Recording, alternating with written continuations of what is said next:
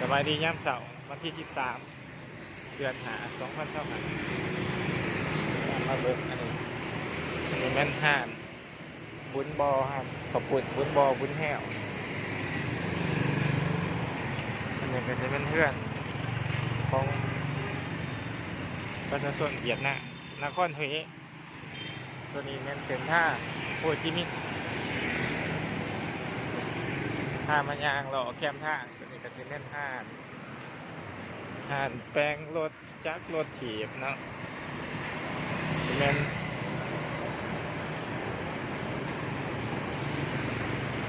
ตัวนี้ก็จะอยู่เขตในเมืองเนาะแต่ว่าย่างไปอีกประมาณ2 กิโลเนาะแล้วมันจะมีเป็นบิ๊กซี่เป็นต่อไปเรื่อยก็จะเป็นห้างสรรพสินค้าซุปเปอร์มาร์เก็ตต่างๆ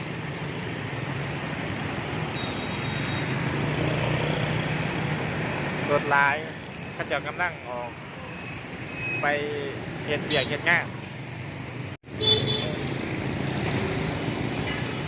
ด้านข้างเป็นมีข้าวปุ้นเนาะข้าวปุ้นงัวข้าวปุ้นขาหมูข้าวปุ้นกระปู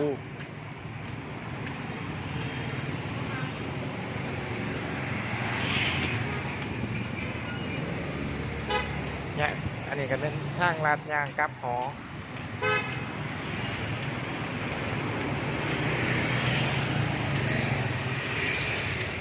เป็นคึมๆเพราะว่าฝนตกทั้งลาวทางนี้ก็เป็นฝนฝอยบรรยากาศก็พอดีเย็น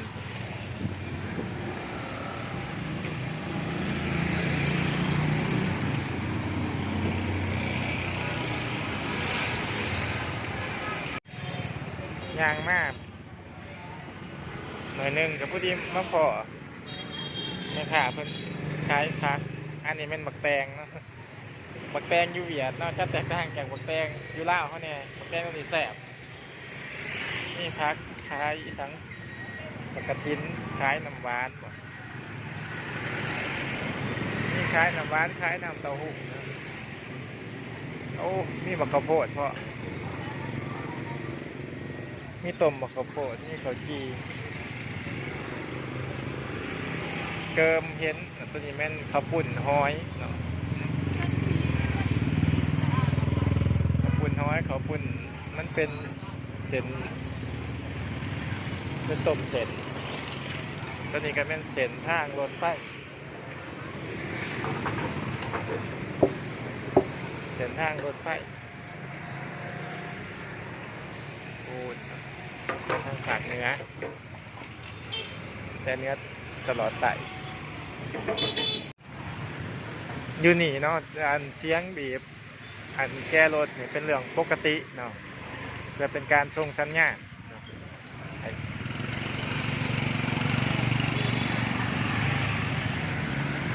บ่คืออยู่บ้านเฮาเด้ออันนี้มันเวลาบีบแก้รถถ้าตรงใดบีบไปยังเพิ่นพอไปส่งสัญญาณมาเนาะโอ้ยังไปยังมาของานแต่งบ้านหลังนี้เพื่อนหลังนี้มีงานแต่งจำเป็นแล้วพี่น้องเว้ยบ่มีสถานที่ก็ต้องแบบนี้เนาะหรือบอกก็ต้องได้ไปเช่าส่วนค่าเช่าก็น่าจะแพงมาแถวนี้ก็สิเป็นเกต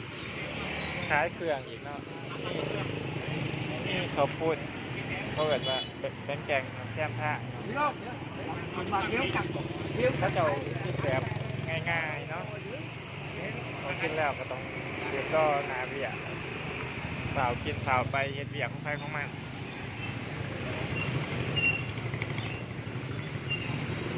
บ่ต้องห่วงพี่น้องขายเครื่อง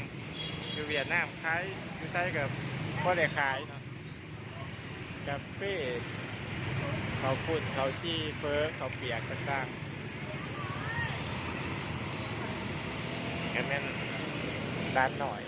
กำลังขี่รถไปห้องเฮียนทางกับหอเส้นทางลัดใกล้จังหวัดหอแล้วพี่น้อง โอ้ทางหน้าแม่นน้องๆนักศึกษาก็จะเอาไปเรียนอยู่ห้องเรียนภาษาอังกฤษ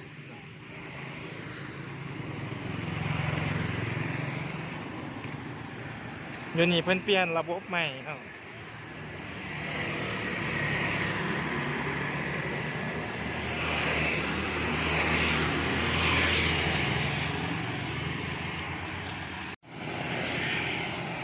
เอาภาพพี่น้องมาเบิ่งอันทั้งหน้านี่นี่จอกมีรถจักรแม่นเพิ่นขายกาแฟเด้อนี่พี่น้องกาแฟมังดีละแม่นกาแฟอันนั้นซื้อแล้วก็อยู่เมื่อเฮือนเนาะกินน้ำทางก็ได้อันนี้ก็แม่นรถจักรนำมาขายผักนี่โอ้มีครบพี่น้อง ยี่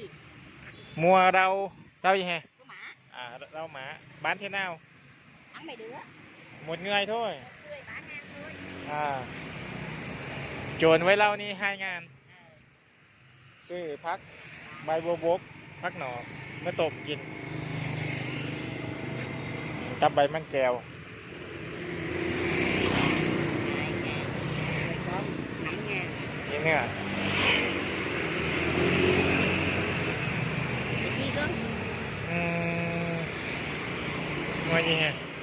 gà Ôi, cuốn với chiên cọt มีศีลมีขาไก่มีไข่มีเกือบครบเนาะในรถจักรท่านเดียวเนี่ยมีอาหารทะเลพวกยากล้องเดินเศร้า rồi นี่